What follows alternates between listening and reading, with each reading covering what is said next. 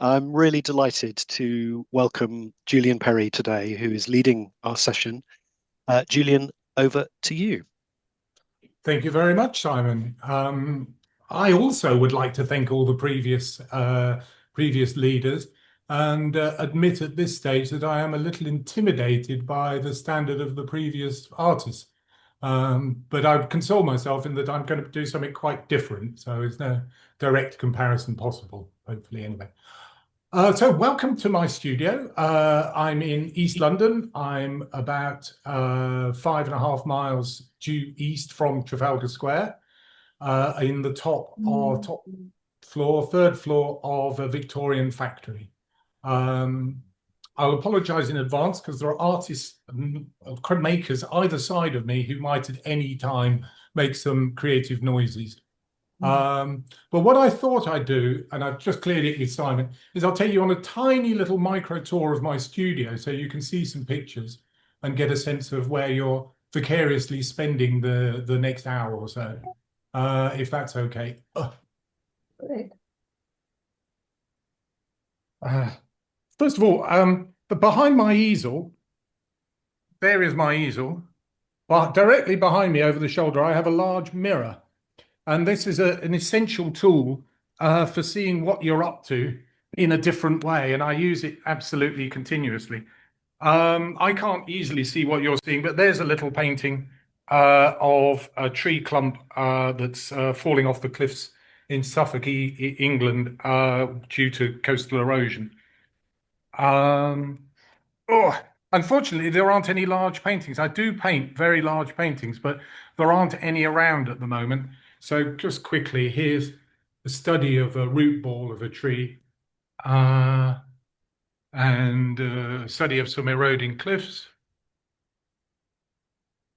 Not very good at this. It's surprisingly difficult to aim a laptop for a picture. Study of a top of what's called a pollard, a very Ruskinian craft practice of pollarding. There's an old pollard tree. And there's a drawing sketch study of some pollards in Suffolk.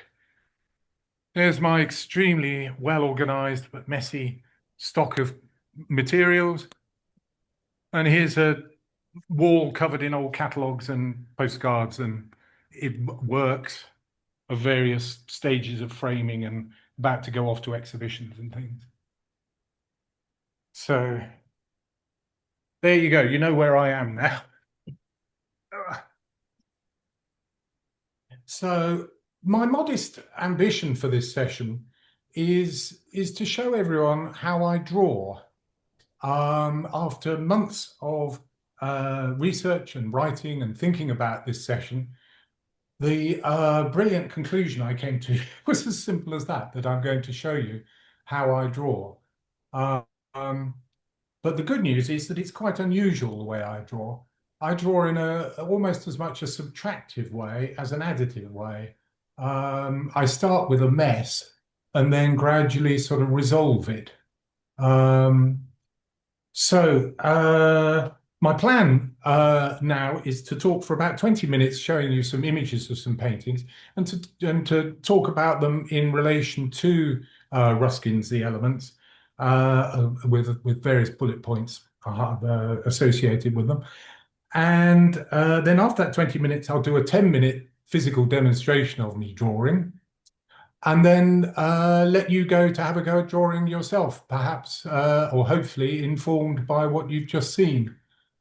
Anyway, on reading The Elements, I was pleasantly surprised by the language. The language, I'm not a big fan often of Victorian overwriting, but the language had drifted into poetry and a rather romantic sort of angle on this art activity, which gave me two titles for this project. So, and then the other phrase was "mystery amongst the leaves," and this was a phrase that I could have coined myself, actually, because often when I'm painting or drawing trees, you reach a point where linear delineation breaks down, and you enter a sort of form of drawing which is which is more to do with the movement of your hands and your brain's interpretation of these forms. These are forms that are beyond, that's the instance of a tree. I mean, there's just too many leaves. So was fortunate. I got two title pages for this project. Three bullet points four bullet points that I've abstracted from the elements. The truth to nature, that crops up fairly regularly, and I can certainly empathize with that. Um, it's and it's easy at this distance to underestimate the significance of that. I mean, it was quite a sort of political with a small p kind of point, really. Art at this period, when Ruskin was writing, was really about history and the conveyance of grand ideas. The ability to describe the way light falls on oak leaves or something was not really considered good enough or pertinent enough. I love his commitment to observation. Observation is almost like a faith for him. And I know as an artist that you enter a very strange space, mental space, when you're looking at something so intensely, you start to see it on a higher level. And I quite totally empathize with that. And there's almost a sort of a love when you understand how forms fit together and you're seeing it and you know nobody else is quite seeing that. That is a very special place. I also like his egalitarian and perhaps political with a large P agenda, that what he's advocating is available and attainable and possible, but on the condition that you engage in some very hard work. I like his honesty. There's no kind of shortcuts that he's trying to sell us. He's lays his cards on the table that this is about hard work.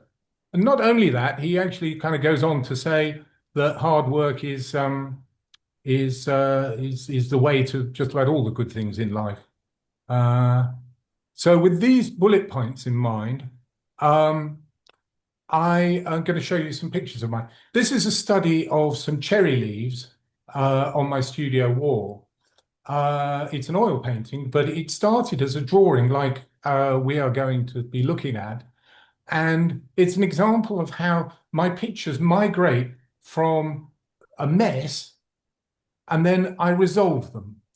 By a process of addition and subtraction, I am able to describe the forms, particularly by the application of Ruskin's hard work and time. A picture like this might take a couple of days, but it's the only process I understand. I'm not the sort of graphic artist who can just draw some leaves on the wall. I can draw them by alternating between the negative spaces, i.e. the shapes around a form, and the gaps between them. Here's another one, a simple study of some chestnut leaves, which are these date from a show that I did, which was called When Yellow Leaves, which was all about the problems that trees are facing, which is manifold at the moment. There are so many diseases that I painted an entire exhibition on the diseases that trees are suffering from. I've made some comments there. For me, actually, yeah, there's an important point here. The term drawing for me means the design, the layout of an image. So in that sense, all paintings are drawings and paintings. And in my case, my drawings migrate into paintings. But the term drawing for me is about design. What a tutor of mine once called the architecture of your picture is the drawing. So that's a bit confusing because most of us obviously associate the term with a sort of graphic activity. There's just a little view of the corner of my studio in the middle of this project. It just filled up with leaves. This is a little study of a sycamore. I was about to cycle to my studio, well, to here, and I noticed a sycamore growing up next to my bicycle. And in the finest truth to nature sort of way, I stopped my plans and spent the day drawing and painting it as it reached up towards the sun. It was at a time when I was painting all these pictures of tree diseases, and it was quite inspiring to see this thing growing so vigorously. This is a study of some oak leaves. It was part again of that exhibition. I'm very keen to. I was looking at the Neue Sattlichkeit artists, the pre-war modernists who tried to reinvigorate painting by accurate description. And I wanted to give that kind of vitality, also echoing a much earlier period, to this study of these leaves. It went on to be the poster for a show. Incidentally, I strongly recommend if ever you're painting leaves, to find leaves that are a different color on one side to the other. It's a great advantage if there is a formal tonal contrast between the two sides, because then subtleties like the way that they wrap around or curl in on themselves become much more visually easy to achieve. This is a study of ash dieback, one of the diseases. Again, I've tried to make it as interesting as possible by articulating the shadows to bring the forms out from each other. It's rather a tragic and graphic image. I like to think of my images as emblematic, and this is emblematic of a wider environmental crisis. Oh, this is a simple study of some chestnut leaves. You can see a staple holding them on the wall and some white tack. And like all my pictures, if it goes well, it develops into a much larger image. And in order to convey exactly how large that image is, there's the actual subject and the painting next to it. So that's a sort of gallery size painting.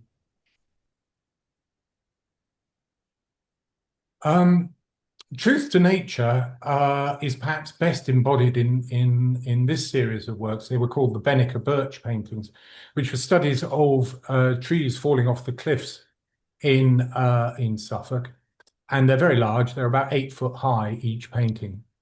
But within them, I did a detailed study of all the foliage, vegetation that was being lost, falling off the cliffs, as a sort of homage or emblematic. I'll use that word too much probably, but emblematic of what is being lost. And right in the center of the painting is a dandelion with a dandelion clock with just one seed on it. The dandelion is a direct reference to Albrecht Dürer's great piece of turf study, the watercolor. And interestingly, I noticed Dürer's one of the few artists that makes it into the elements. Turner and Rembrandt also there, but Ruskin obviously had some time for Dürer. And in order to convey the scale of the paintings, this was an installation in a show at Southampton City Art Gallery. And the painting on the left is the one with the dandelion in it. And as part of the education program at the gallery, they set the challenge for kids to find the dandelion. So kids would run into this gallery and scour it for the dandelion, which was fine with me. And to be honest, I did hope that they'd do that.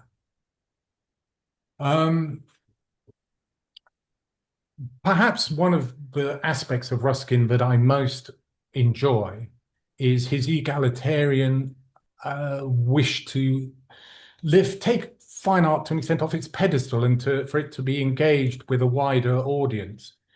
Since his time, it's now mandatory at all major venues when you have a major show that there is a substantial education program. And the numbers are here. I got given a report afterwards that 20,000 people visited the show and 2008 school children took part in organized workshops, which I am fairly confident Mr. Ruskin would have been quite positive about, but who knows. The image is sweet. It's a little girl photographing the bottom panel of this altarpiece that I painted, altarpiece in heavy quotation marks. The bottom panel is a trompe-l'oeil depiction of a tree that I found on the beach in Suffolk. And it looks like it's contained within a box, but it's entirely a painting.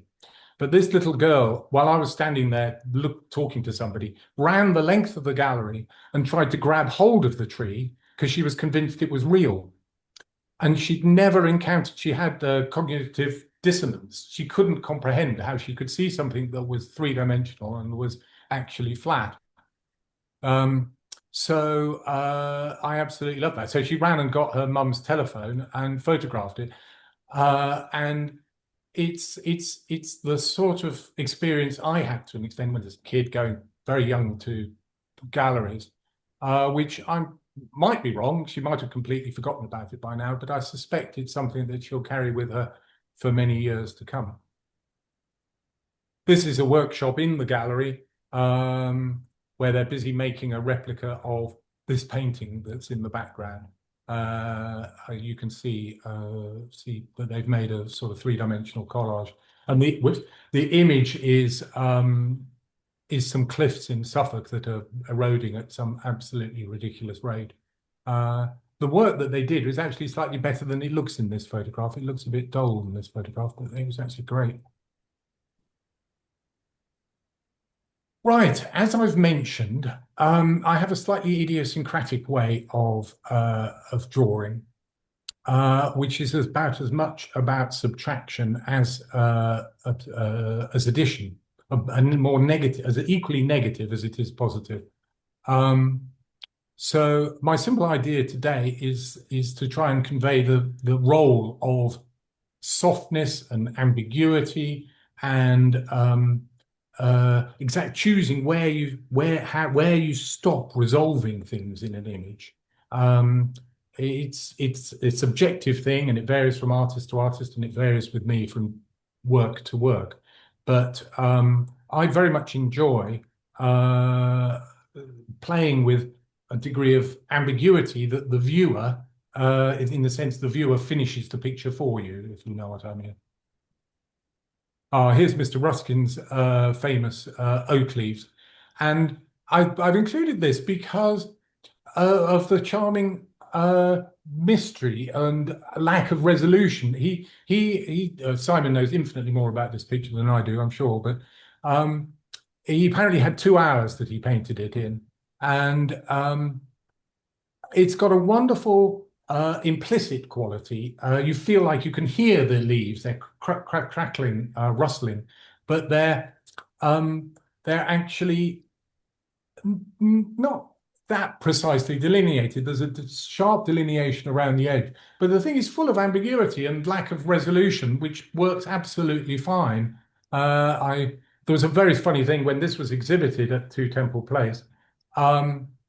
People phoned me up to say, "Oh, I see you're exhibiting at 2 Temple Place," because they'd seen it reproduced, and they just presumed it was one of mine, which unfortunately it wasn't.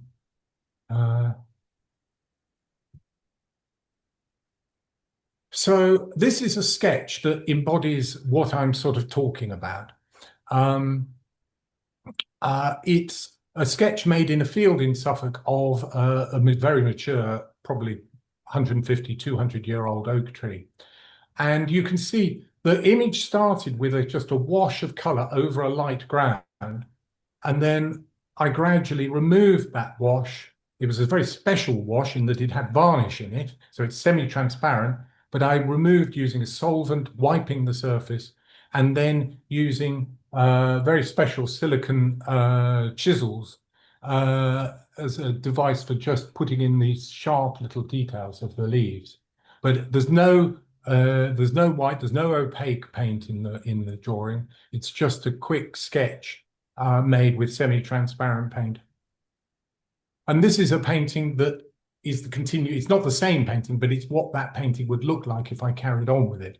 You can see that now I've migrated into opaque paints, but there's still the richness of the underdrawing is still visible in the very thin bits. In a very simple principle, that paint is as opaque as it is light. Is a simple oil painting principle, and the darker colors want to be rich and transparent, and in as you get lighter or things coming towards you, I've planted little bits of green on the surface to hang there as leaves.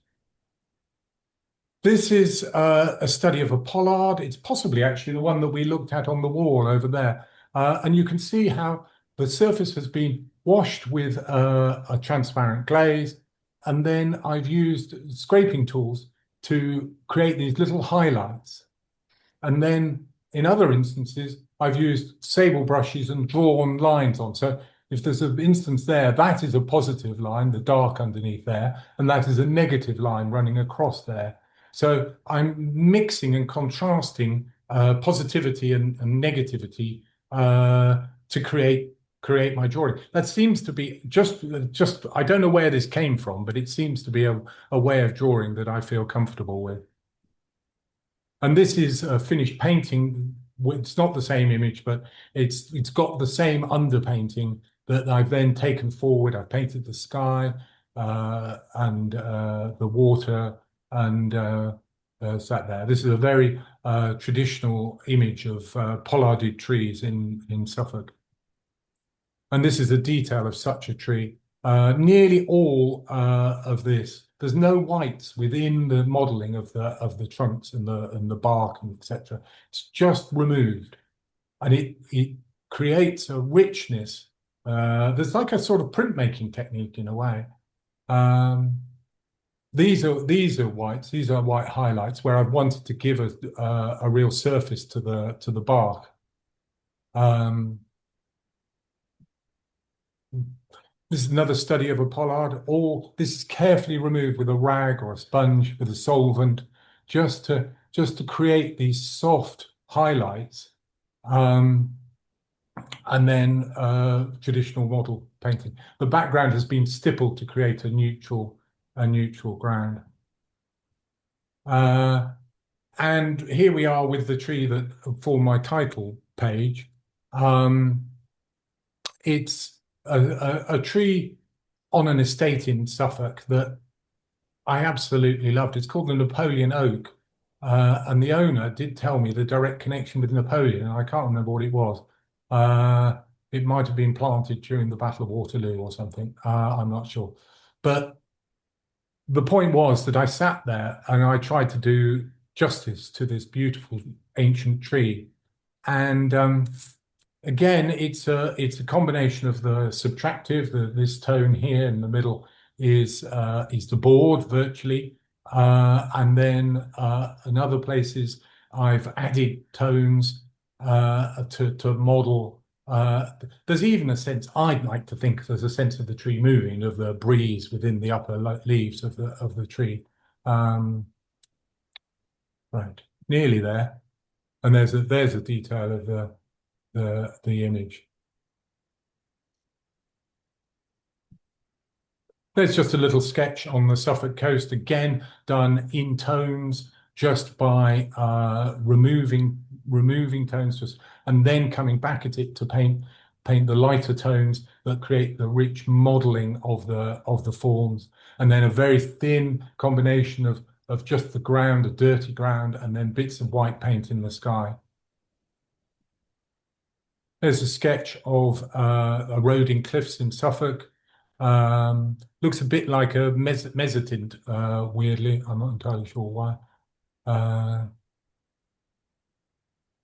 This is a tree and a park. And again, the modeling is all done by removal. The whole thing was very dark. Then I, with my chisel bits, removed little highlights, removed all the sky, and then drew over. So these are positive. I haven't cut in all this, all the branches.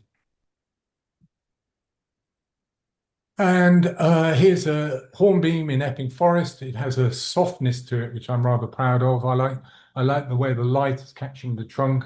Incidentally, one tiny little thing, I think it was some famous artist or other, might have been Constable, I'm not sure, said always try and make the foot of the tree where it reaches the ground light, because it often is light, and it's pointing up at the sky, and it's a device I've sort of paid homage to quite regularly, and it does seem to have some mileage to it. But it's an image that I like because it didn't take terribly long, and it has that implicit softness to it where you feel like you're seeing more than is actually there. And this is my final image, and it's a detailed study of Roding Cliffs in Suffolk with this combination of softness and negative drawing into the surface with a chisel or a silicon rubber bit that enables me to create these fine lines that would be impossible to do into a wet. You'd have to wait for it to be dry if you wanted to draw such fine lines. Um, so there you have it. Simon, how are we doing for time? Well, it's 33 past, so we're doing Okay, fine. great. Yep. Right. So you're going to do your 10-minute demo? I'll do my 10-minute demo. Yeah. Yeah. So I'll stop sharing. Right. Now, if I twizzle this round, can you see the board? Yeah. Okay. All right. Well, I have a load of leaves on the wall. Um, I don't think I can set this up so you can see the board and the leaves particularly well, but I'm going to have a go at drawing these leaves on the wall. Just gonna have another drink of water. Hold on.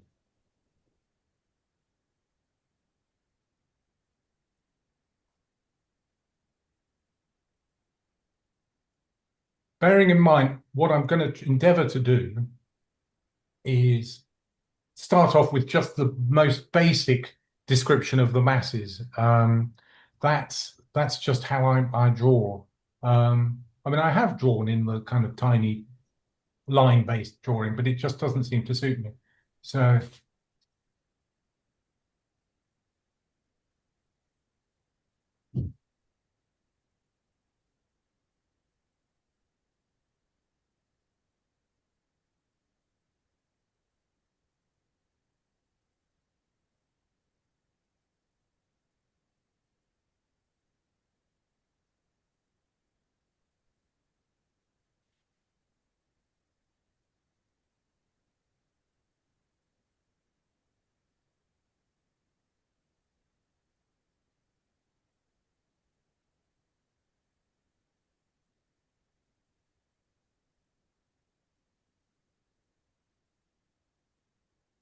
I once had to paint live on BBC TV. I thought that was really challenging. This is in a similar territory. It's kind of mesmerizing. So basically, well, hold on, bear with me.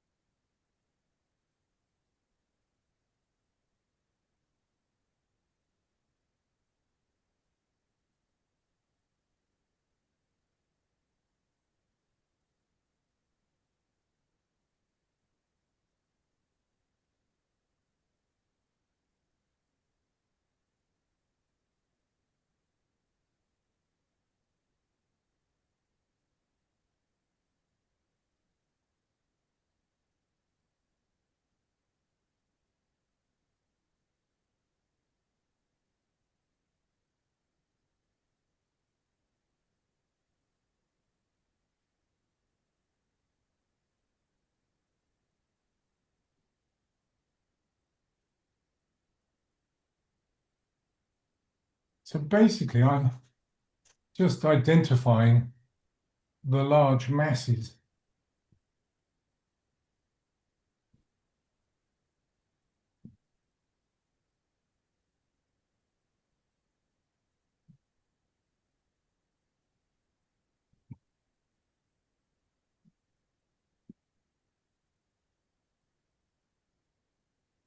and not being too precious about anything because everything is still on the table. My options are still there.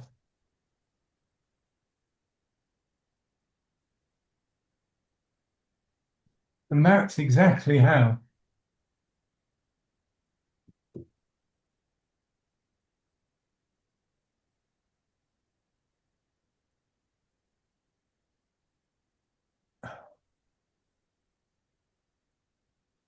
all these leaf paintings start with a pretty rough and ready description of the basic location. And then if I wasn't in such a rush to get something down, I would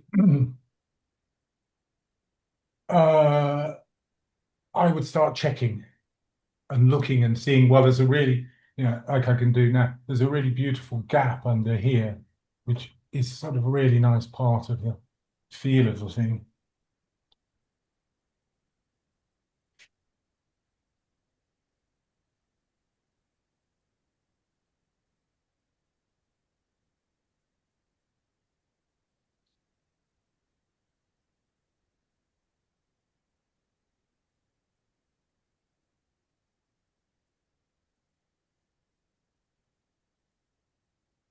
The great thing about switching between additive and subtractive drawing is that you can get into seeing the positive and negatives of round shapes. And instead of just thinking this is a leaf, I'm thinking this is a shape without any kind of leafness, particularly at this stage. The leafness will come later, hopefully. And everything is there to play for because there's nothing that can't be redone.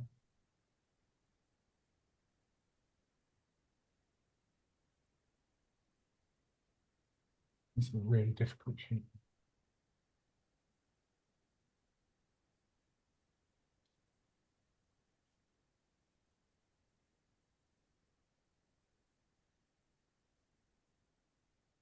At a later stage, I will get into counting the amount of the veins, but it's just at this stage a principle of establishing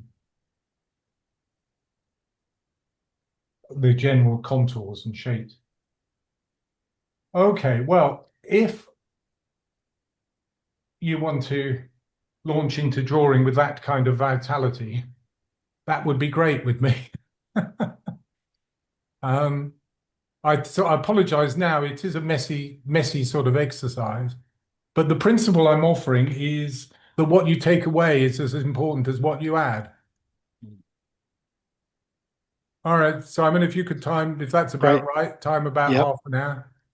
Yeah. We'll keep an eye on it. And what I would say to everybody is if you've got any questions at any point for Julian, just unmute, ask a question, ask for guidance.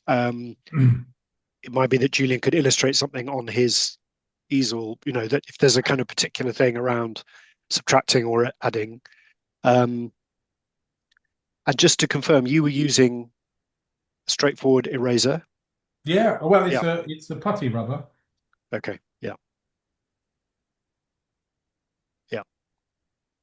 And what I did do was I got some sandpaper and I ground down some charcoal to create some dust. So I got a little jar of dust here. So that I think there's a subtle shadow under here.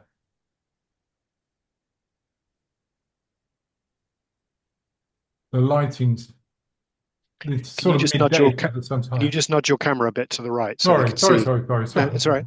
That's it. That's good. Yeah. So I can add it's like a sprayed effect really.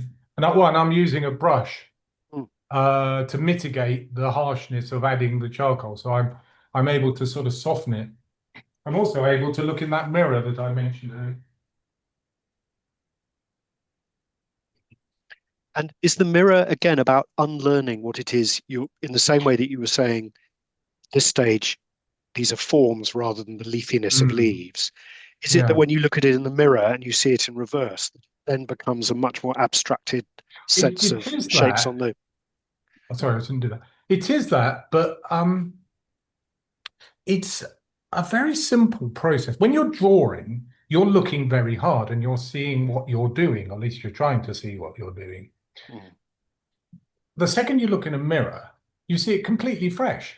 It's but somehow some of the important stuff is still visible, like how close to the edge the image is, how dark the mm, image is, how mm, light the image is. All these really important things are apparent, much in the way that they'd be apparent to your other half or partner or friend or whatever who walked yeah, in and would go, "Oh, your picture's a bit dark, isn't it?" And you hadn't seen that. You've done dozens of other things right, but yeah, the mirror yeah. is a very honest kind of tool in the studio, and I literally I can't paint without music. I mean, I'm drawing here without music, but I find it very difficult to draw without Bach or Hildegard Mm, of Bingen playing in the background, and I find it even more difficult without a mirror over my shoulder. mm. And I had a question. I don't want to interrupt people's drawing, but I had a question earlier about how you choose scale. I don't mean the monumental pictures, but when you showed us the panel with the leaf spray next to it, and it felt like the Yeah, panel was roughly 3 times actual size, something like that. Is that more I should think. okay? 4 times. It's Yeah. so. How are you? Have you over time settled on that being sort of what suits your hand, eye, and the nature you're looking at, or is it a conscious thing of this is the space it's going to need to tell the story I want it to tell, or how does scale Yeah, it's work? more the latter. I think you're closest with the last bit, because in that instance, I knew I had quite a large gallery that people were going to come and see the work, Okay. and they were going to see the work over some distances, 20 meters or something. Yeah. And there's nothing wrong. There's no great value of a big picture over a small picture, but from an experiential point of view, for visitors to the gallery to see chestnut leaves, Mm. goodness knows how many times bigger than they actually are, Mm. adds to the impact. Yeah. Um, Okay. and again, I dare say kids visiting that show would say, "I saw these chestnut Mm. leaves that were sort of 6 foot high or Mm. something." Yeah. Uh, Great. Okay. Good. So I think it looks like people are concentrating quite hard, and we can just be quiet. And as I say, anybody has a question or an issue or um, anything they'd like yeah. Julian to respond to, let us know. It's a little unfair, all this, because I've just shown you a load of pictures that each one could have taken a month, and you've got 35 minutes. Uh, but yeah,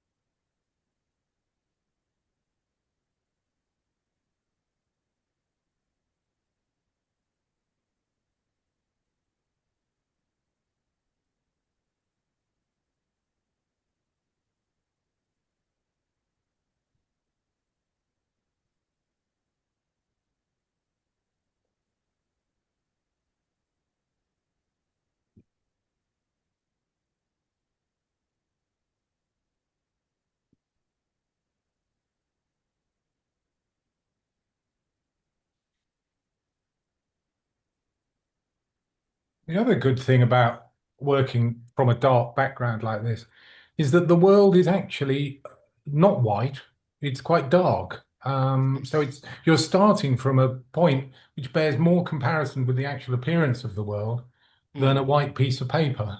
Mm. And you can go, the whole principle is going lighter and darker, Yeah. which is what the world does, you know.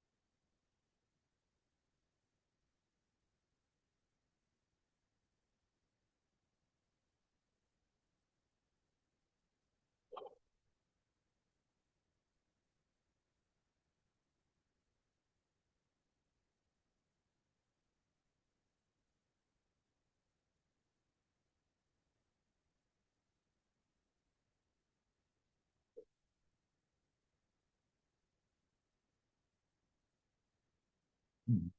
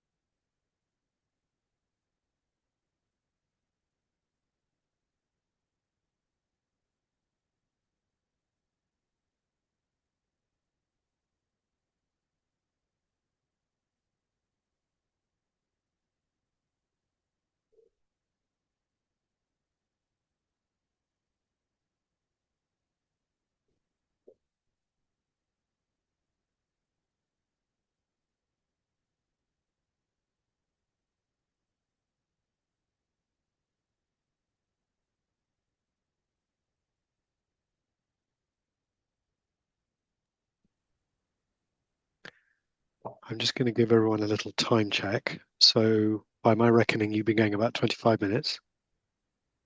So perhaps in 5 minutes or so, we'll just touch base and just see how everyone's doing.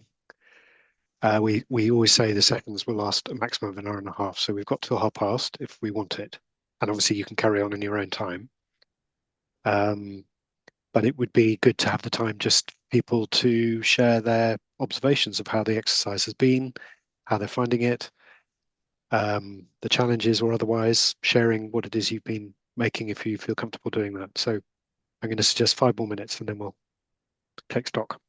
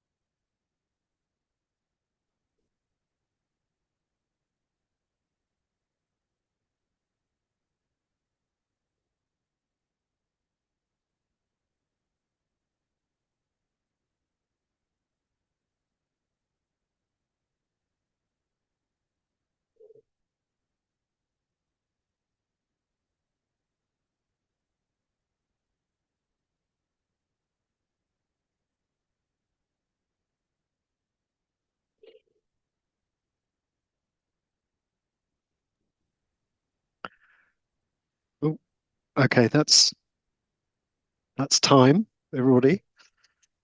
Um, Remembering that this isn't about completion, nor is it about competition, I hasten to add.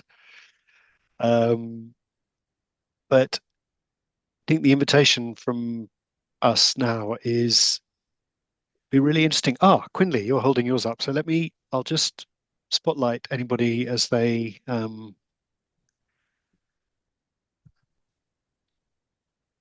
So aha, I worked on a drawing of like clovers and other like grass that had been moved. And it Sure. actually really helped get the general outline down. lovely. I love the kind of sense that there's an image in there waiting to be developed. Um, it's this is all about not feeling intimidated at the start of a picture, but gradually kind of honing in on the sort of picture that you want to make. It's a tiny bit difficult for me to see actually, but it looks great. There's another nice thing, which is looks like you've drawn from the shoulder. You know, it's like very physical sort of mark making as opposed to like the tiny, tiny little marks, which you could maybe get to later, but it's got a nice sort of boldness to it. Thank you. Thank you, Quinley. Who else would like to comment or show their work? Or Rachel, I think you're moving into view. Oh, wow. Yeah, I'm great. mute.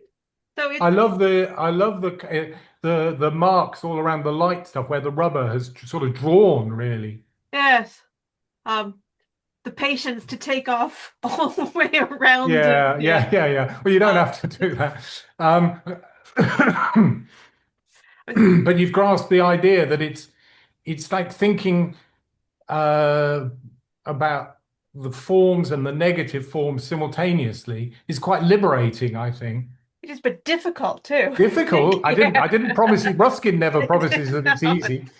But Great.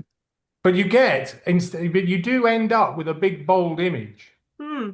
And it's a big bold image that uh, you can carry on working on as long as you like, in a way. I mean, I've been sort of fiddling here at mine, and I know that I could, if I got nothing else to do, I would just carry on. Yeah. And even if at some late stage you make a radical decision that it's too far to the left or too far to the right or too big, too small, there's still that flexibility because the medium is quite forgiving. Yeah. Conte pencils are less forgiving. They've got a slightly greasy quality and they don't erase so well.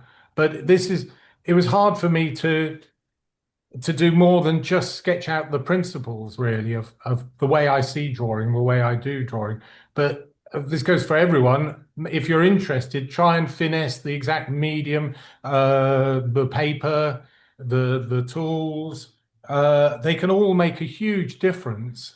But I couldn't possibly say list everything that you could have, and you wouldn't have had time to have a go with it anyway. Mm. But I'm quite pleased. I have been cheating. I've been practicing drawing these leaves for the last few days, knowing that I was going to be on the spot. Um, I and it did really pay off. I knew the shapes and the forms and things when I got started. And I suppose that's And part of where having a dried leaf comes in really handy yeah, because the form in theory stays the same for you over the course of a it few does. I days. mean, the leaf that I've been painting could be 10 years old. Yeah.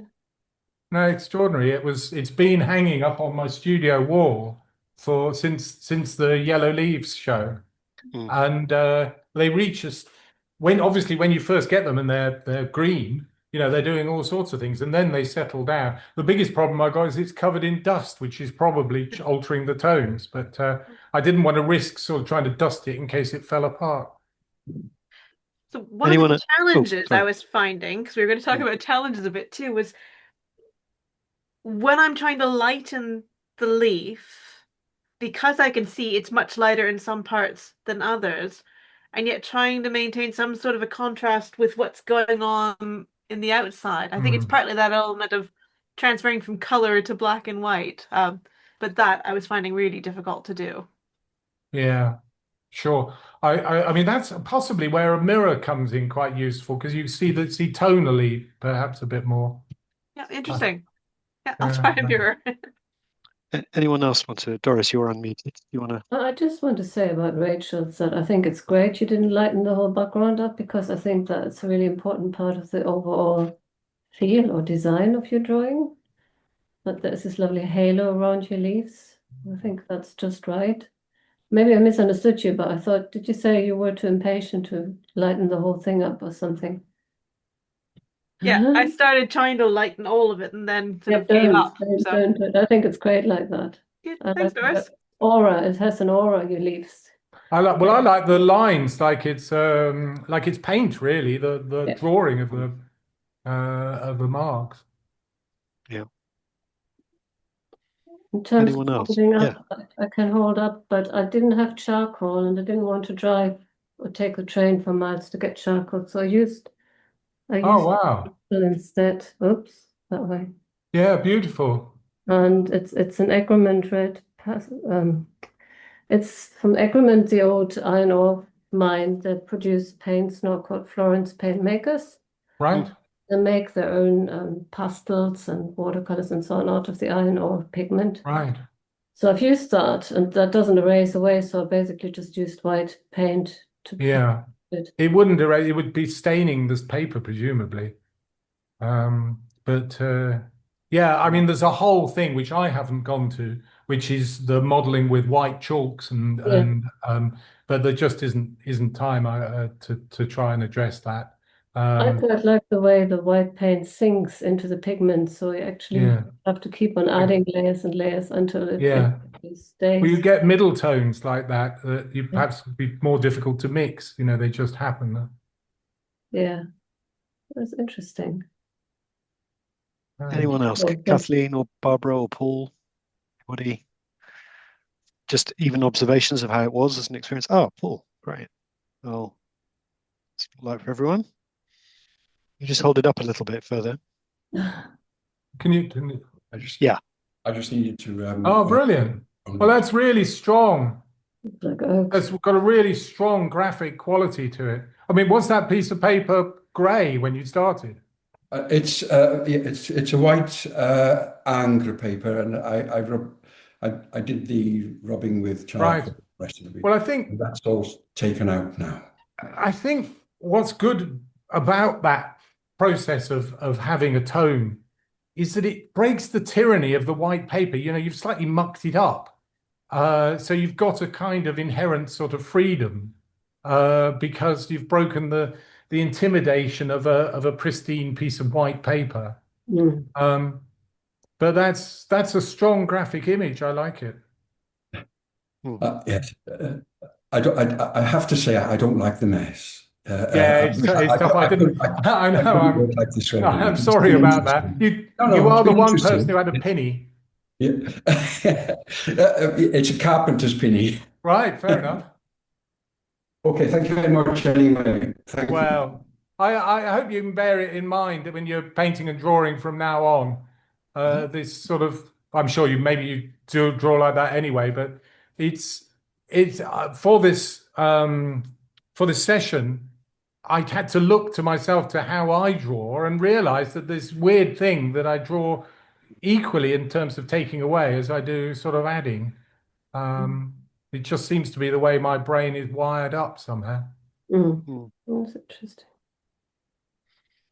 The two very nice comments in the chat from Francis, who I know had to leave early. Thank you for sharing your studio and your paintings with us. Tremendous. And Kathleen has written, this was wonderful. Thank you so much. So it's very nice. Thank you all. One question. Do you put some sort of fixative on it or something? How do you keep it from the danger slowly crumbling away? Yeah. You can put a fixative on it, and that's a very good idea, but it softens the contrast. Okay. So it gets a very slight sort of misting effect, but that's the relatively small price to pay for having the thing relatively stable. But yes, a hairspray. Actually, odor. We always, as students, used to buy, because it was so much cheaper than fixative, stronghold hairspray, that's sort of non-scented. And that's very effective, at least as a student time, compared to, £12 of spray or something from Winsor and Newton. Good, thanks. Well, a friend of mine had in her family some beautiful historic pastel portraits of her forebears, and they weren't fixed in any way. And one day somebody smudged them, and it was just an absolute disaster. But they'd survived 200 years without being smudged, and then somebody brushed against them somehow. Oh. When they were out of their frames. Oh no. Agony. Anyway. Well, on that note, we're coming to time. So can I, on behalf of everybody, thank you, Julian, enormously for the care and the insight you've shared today, really. And it's very mesmerizing watching the drawing come to life on your easel. And a really fitting way to end the series. Wow. I'm sorry about the technical problems earlier, but we got past that. We did. It was lovely to see your work. It was lovely to see the studio and to have your reflections on the time you've spent with the elements and with Mr. Ruskin. And as you said to me before we came on air, that you're kind of enjoying Mr. Ruskin more than you were having spent time. That actually you've felt more comfortable with a sense of all the good sense he is articulating, and so it was really nice to have your perspective on all of that. And if anyone is interested in my, because the drawings that I showed you are oil paintings, but they're very technical. There's a lot of technical things which I couldn't possibly ask everyone to go shopping for all this stuff. But if anyone is genuinely interested, I'm more than happy to provide a shopping list and a detail of the process. And also, if anyone's interested in a catalogue for my work, just contact me either by Simon or via my website. Right. Thank you. It's very generous. And can I also thank all of you for coming? Some of you have come to every session. Some of you have come to some of the sessions. Really lovely to have your company. And at whatever time of day or night it is where you live. I'm going to finish the recording now.